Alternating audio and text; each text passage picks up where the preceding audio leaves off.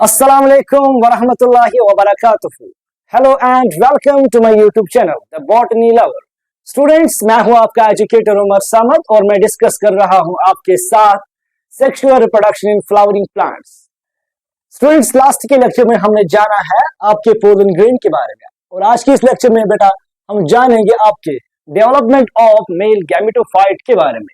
करने से पहले बेटा हम आपसे रिक्वेस्ट करते हैं कि अगर आप हमारे चैनल पर नए हैं तो हमारे चैनल को जरूर सब्सक्राइब कीजिएगा।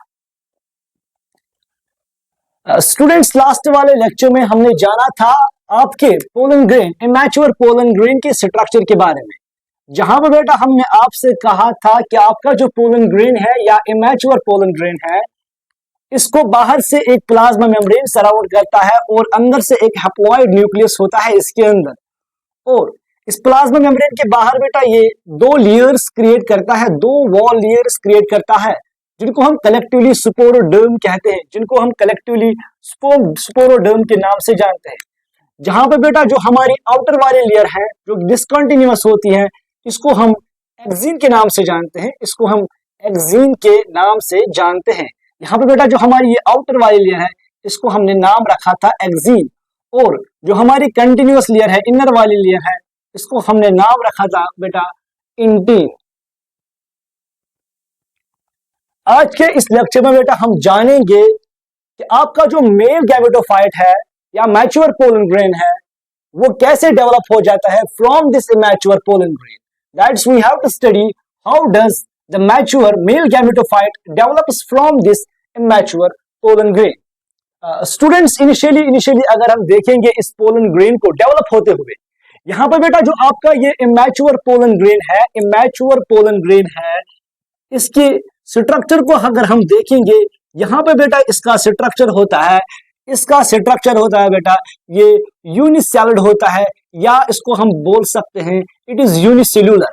जो बेटा आपके पास इमैच्योर पोलन ग्रेन है, it is unicellular along with it is also uninucleate. इसके पास बेटा एक ही न्यूक्लियस है और इसके पास एक ही सेल का बना हुआ है, और इसके पास बेटा जो न्यूक्लियस है वो हैप्लॉइड न्यूक्लियस है। तो बेटा आपने जाना कि आपके पास जो इमैच्योर पोलन ग्रेन है, इसको बाहर से सराउंड करता है एक्सिन, इनर साइड से इसको होता है इंटीन, और इनर मोस्ट साइड से इसको सराउंड करता है आपका प्लाज्मा मेम्ब्रेन, और प्लाज्मा मेम्ब्रेन के अंदर होता है इसका न्यूक्लियस जो लाई करता है इनसाइड द साइटोप्लाज्म, और इस साइटोप्लाज्म बहुत ज्यादा रिजर्व फूड मटेरियल्स रखता है। इसके बाद बेटा क्या होता है, अब हम यहाँ पे डेजिग्नेट करेंगे पोलन ग्रेन को एक ही लेयर के साथ। इसके बाद जो आपका न्यूक्लियस है, ये न्यूक्लियस पुश हो जाएगा पेरिफेरी की ओर, ये न्यूक्लियस आ जाएगा आपके पेरिफेरल साइड की ओर, यानी कि एक साइड में आ जाएगा nucleus, because there occurs the development of a large vacuole. इस सेल में बन जाएगा एक बहुत बड़ा वैक्यूल, यहाँ पे क्रिएट हो जाएगा, जिसकी वजह से बेटा जो आपका ये न्यूक्लियस है, ये बेटा शिफ्ट हो जाएगा टुवर्ड्स द पेरिफेरी। तीसरा स्टेप बेटा क्या हो जाएगा यहाँ पे, इसके बाद बेटा चलेगा यहाँ पे चलेगा एसिमेट्रिक माइटोटिक डिवीजन। इसके बाद चलेगा आपका एसिमेट्रिक माइटोटिक डिवीजन, जिसमें बेटा क्या होगा, या आप कह सकते हैं बेटा यहाँ पे चलेगा अनइक्वल माइटोटिक डिवीजन और एसिमेट्रिक माइटोटिक डिवीजन, जहां पे बेटा ये सेल जो है, ये इमैच्योर पोलन ग्रेन जो है, ये दो सेल्स बनाएगा, ये सेल बनाएगा बेटा, ऐसे बनाएगा सेल, एक बहुत बड़ी सेल बनेगी, बेटा, और दूसरी सेल बनेगी जो स्मॉलर साइज की होती है, और एक सेल बनेगी बड़ी, जो ब्लैक कलर से हमने दिखाई, ये बड़ी सेल है। इसका जो न्यूक्लियस है बेटा, ये इरेगुलर शेप का होता है और बड़ा भी होता है, और जो स्मॉलर सेल है बेटा, इसका न्यूक्लियस छोटा होता है और इसका साइज भी छोटा होता है।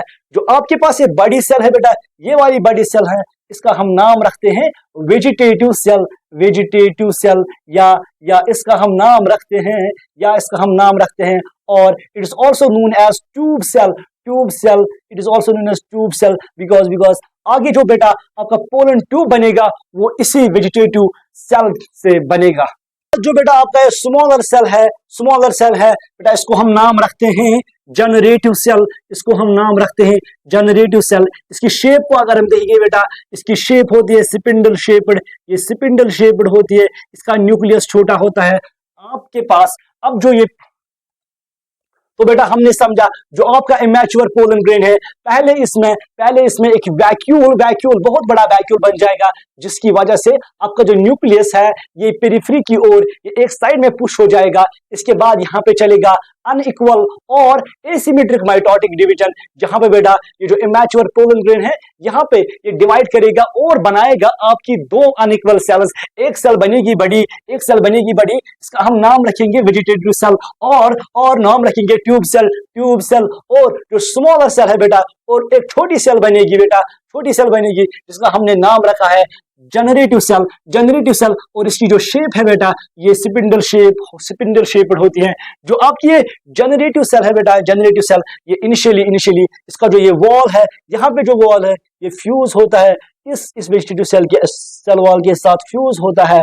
लेकिन बेटा लेटर ऑन क्या होता है, ये जो जनरेटिव सेल है लेटर ऑन क्या हो जाएगा, ये जो जनरेटिव सेल है बेटा ये यहाँ से डिटैच हो जाएगी, और इसके बाद ये फ्रीली स्विम करेगी, ये अब रिजाइड करेगी inside the cytoplasm of this vegetative cell। अब ये वेजिटेटिव सेल के साइटोप्लाज्म में स्विम करती रहेगी, आपको स्विम करती नजर आएगी ये generative cell inside the cytoplasm of this vegetative cell. तो बेटा हमारे पास जो अभी पोलन ग्रेन है ये है टू सेलड स्ट्रक्चर या टू सेलड स्टेज पे है हमारा पोलन ग्रेन, जहां पे बेटा एक सेल जो है, बड़ी सेल जो है, इसको हमने नाम रखा वेजिटेटिव सेल, या हमने नाम रखा इसको ट्यूब सेल के नाम से भी हम इसको जानते हैं। और जो हमारे पास स्मॉलर सेल होती है जो स्पिंडल शेप्ड होती है बेटा, जो स्पिंडल शेप्ड होती हैं, ऐसे शेप रखते हैं बेटा ये वाली सेल, इसको हमने नाम रखा है जनरेटिव सेल, बेटा आपके पास जितने भी एंजियोस्पर्म्स में मोर देन 60% ऑफ एंजियोस्पर्म्स में बेटा क्या होता है, आपका जो पोलन ग्रेन है ये शेड होता है एट टू सेलड स्टेज। आपका जो पोलन ग्रेन है ये शेड होता है एट टू सेलड स्टेज, यानी कि बेटा आपका जो एंथर जब डेहिसाइज हो जाता है, वहां से जो पोलन ग्रेन्स निकलते हैं वो इसी टू सेलड स्टेज पे आपको देखने को मिलेगी। ये मेजॉरिटी ऑफ एंजियोस्पर्म्स की बात है। About more than 60% of angiosperms में जो पोलन्स लिबरेट हो जाते हैं वो लिबरेट हो जाते हैं एट द टू सेलड स्टेज। और बेटा जो हम यहाँ पे बेटा जो दो सेल्स होती हैं पोलन ग्रेन में, एक होती है बेटा वेजिटेटिव सेल और दूसरी होती है बेटा जनरेटिव सेल। आपके पास बेटा जो नेक्स्ट या रेस्ट 40% ऑफ एंजियोस्पर्म्स बचते हैं। अब यहाँ पे जो पोलन ग्रेन शेड होते हैं वो शेड होते हैं एट थ्री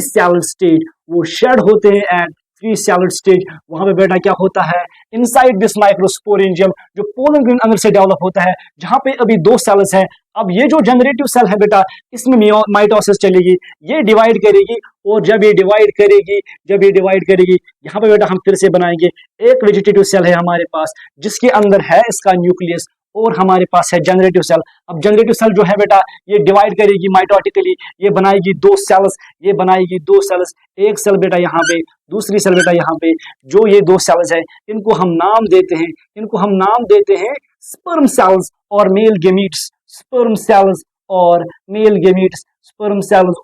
मेल गेमीट्स, तो बेटा हमारे पास जो ये 40% ऑफ एंजियोस्पर्म्स है, इनमें जो पोलन शेड होते हैं वो शेड होते हैं एट थ्री सेलड स्टेज, यानी कि बेटा यहाँ पे इनके पोलन में होगा एक वेजिटेटिव सेल और होंगे दो स्पर्म सेल्स, यहाँ पे जनरेटिव सेल नहीं होती है, क्योंकि जनरेटिव सेल ने यहाँ पे माइक्रोस्पोरेंजियम के अंदर ही डिवाइड किया और बनाए यहाँ पे हमारे दो स्पर्म सेल्स। ये रेस्ट ऑफ तो बेटा यहाँ पे हम बात करेंगे इस पोलन ग्रेन की जो शेड हो जाता है एट टू सेलड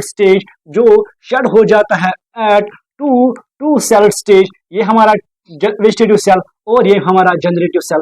जब ये पोलन ग्रेन जब एंथर में डेहिस्सेनेस चलेगी, डेहिस्सेनेस जब एंथर रप्चर हो जाएगा, ये पोलन ग्रेन यहाँ से निकलेगा और ये पॉलिनेशन के लिए ट्रांसफर हो जाएगा ऑन दी स्टिग्मा। अब ये ट्रांसफर हो जाएगा ऑन दी स्टिग्मा, ये वाला पोलन ग्रेन अब आ जाएगा on the stigma, on the stigma.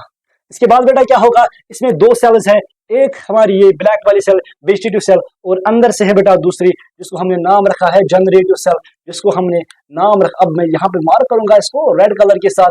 हमारी वेजिटेटिव सेल ये वाली है बेटा ब्लैक कलर की और रेड वाली है हमारी जनरेटिव सेल। तो फिर बेटा ये लैंड करेगा आपके स्टिग्मा के ऊपर। अब इसके बाद बेटा ये पोलन ग्रेन जो है ये एब्जॉर्ब करेगा न्यूट्रिएंट्स, जब न्यूट्रिएंट्स को एब्जॉर्ब करेगा इसके बाद बनाएगा ये पोलन ट्यूब और वो पोलन ट्यूब आपके वेजिटेटिव सेल से बनेगा, ये पोलन ट्यूब बनाएगा ऐसे पोलन ट्यूब जब बनाएगा बेटा, ये वाला जो जनरेटिव सेल जो है बेटा ये आगे आएगी और ये इस पोलन ट्यूब के टिप पे रिजाइड करेगी। यहाँ पे बेटा हमारी जनरेटिव सेल अब आ जाएगी और ये जो फ्रंट वाला पोर्शन है आपके पोलन ट्यूब का, ये फ्रंट वाला पोर्शन बेटा ये होता है हाइलीन होता है ये वाला पोर्शन हाइलीन। और बेटा इसको हम नाम कह सकते हैं ये ट्रांसपेरेंट, इसको हम एक टर्म और यूज कर सकते हैं, ये ट्रांसपेरेंट होता है। This tip of the pollen tube is hyaline in nature or it is transparent in nature and this tip of pollen grain is called as cap block, it is called as cap block। और बेटा इस cap block में क्या होता है, इसमें होते हैं हमारे कंटेंट्स, इसमें होते हैं हमारे ये जनरेटिव सेल और इस कैप ब्लॉक का काम है बेटा ये सिक्रीट करेगा, इसके बाद ये सिक्रीट करेगा हाइड्रोलाइटिक एंजाइम्स, ये सिक्रीट करेगा हाइड्रोलाइटिक एंजाइम्स और इनको हम बेटा हम नाम और दे सकते हैं वॉल डिसॉल्विंग एंजाइम्स जो बेटा सेल वॉल डिसॉल्व करेंगे किसके, इस यहाँ पे जो स्टाइल है हमारा इसके ऊपर होता है स्टिग्मा, इस बीच में होता है स्टाइल और नीचे होता है बेटा ओवरी, जो हमारे स्टाइल्स के सेल्स हैं इनमें सेल वॉल्स को ये डिग्रेड करेंगे, ये एंजाइम्स जो एंजाइम्स कैप ब्लॉक से आएंगे, कैप ब्लॉक सिक्रीट करेगा हाइड्रोलिटिक एंजाइम्स को या वॉल डिसॉल्विंग एंजाइम्स को।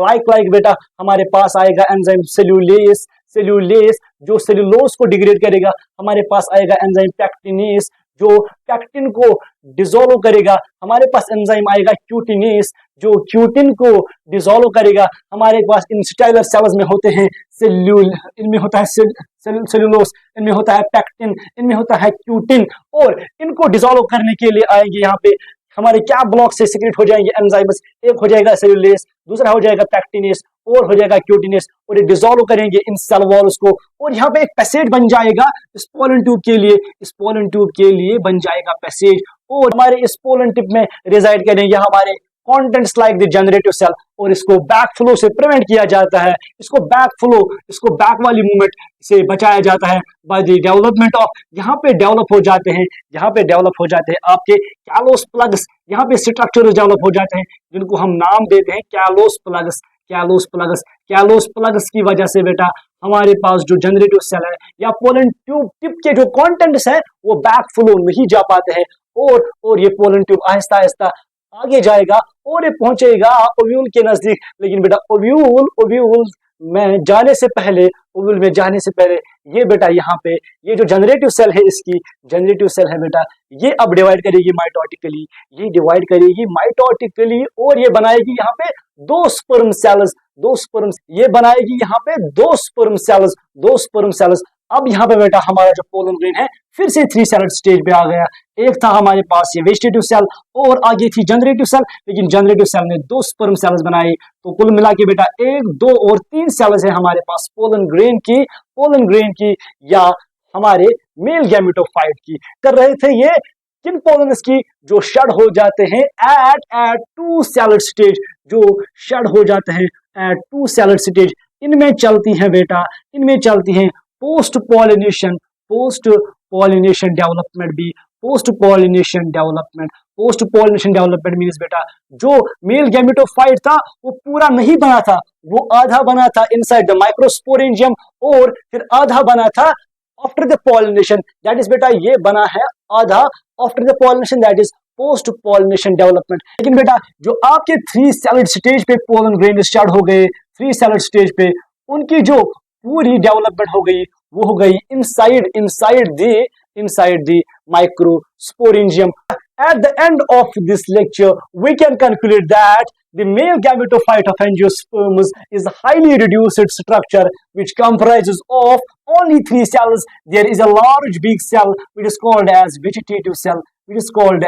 vegetative cell, and inside this vegetative cell there are two sperm cells, or there are 2 male gametes. There are 2 sperm cells, or there are 2 male gametes, sperm cells, or there are 2 male gametes. This development of male gametophyte in angiosperms starts inside the microsporangium or inside the anther, and it almost culminates, or it ends before the fertilization in the stylar tissue. अगर हम यहाँ पे summarise करने की कोशिश करेंगे, हमने start किया था आपके माइक्रोस्पोरेंजियम के अंदर जो सेल डिफरेंशिएट हो जाती है, जिसको हमने बेटा नाम रखा था MMC, माइक्रोस्पोर मदर सेल, और जिसको हमने नाम रखा था पोलन मदर सेल PMC, और जिसको हमने नाम रखा था माइक्रोस्पोरोसाइट। और इस माइक्रोस्पोरोसाइट में बेटा पहले चलती है मियोसिस, इसमें चलती है बेटा पहले मियोसिस, और यहाँ पे बन जाते हैं आपके माइक्रोस्पोर्स, और यहाँ पे बेटा जो आपकी ये माइक्रोस्पोर मदर सेल होती हैं या पोलन मदर सेल होती हैं बेटा, ये डिप्लॉयड नेचर की होती हैं। जो आपके पास माइक्रोस्पोर मदर सेल मियोसिस करके माइक्रोस्पोर्स बनाती हैं, ये होते हैं बेटा हैप्लॉयड। इस प्रोसेस को बेटा हमने नाम रखा था यहाँ पे माइक्रोस्पोरोजेनेसिस।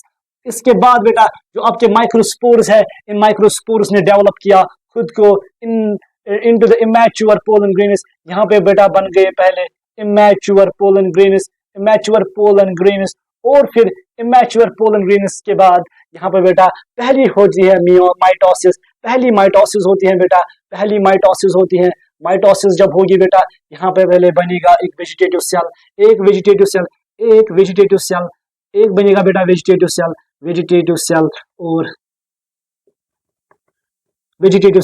और बनेगा प्लस एक जनरेटिव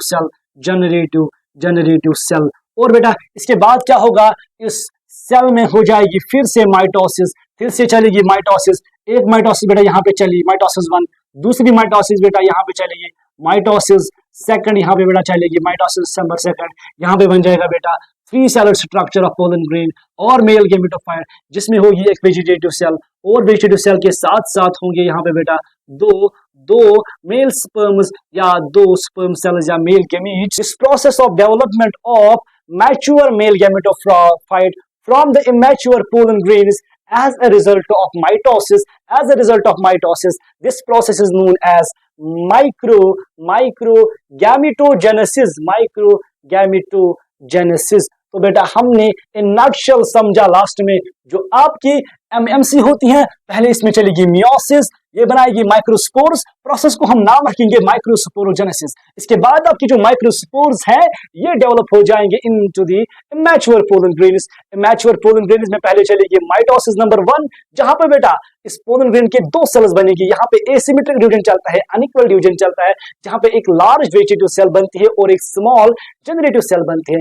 इसके बाद इस सेल में फिर से चलेगी माइटोसिस नंबर 2, जहां पे बेटा वेजिटेटिव सेल डिवाइड नहीं करेगी, आपकी जनरेटिव सेल डिवाइड करेगी और बनाएगी 2 स्पर्म सेल्स। और हमारा जो मेल गेमेटोफाइट है, मैच्योर मेल गेमेटोफाइट है, ये बन जाता है 3 seller structure. And beta, this process of development of mature male gametophyte from the immature pollen grains as a result of mitosis is called as microgametogenesis. So beta, in nutshell हम कह सकते हैं आपका जो mature male gametophyte बनता है, it is formed as a result of 2 processes. First microsporogenesis and then microgametogenesis. After 1 meiosis and 2 mitosis, आपके mail gametophyte को डेवलप करने के लिए 1 मियोसिस और 2 माइटोसिस की जरूरत होती है।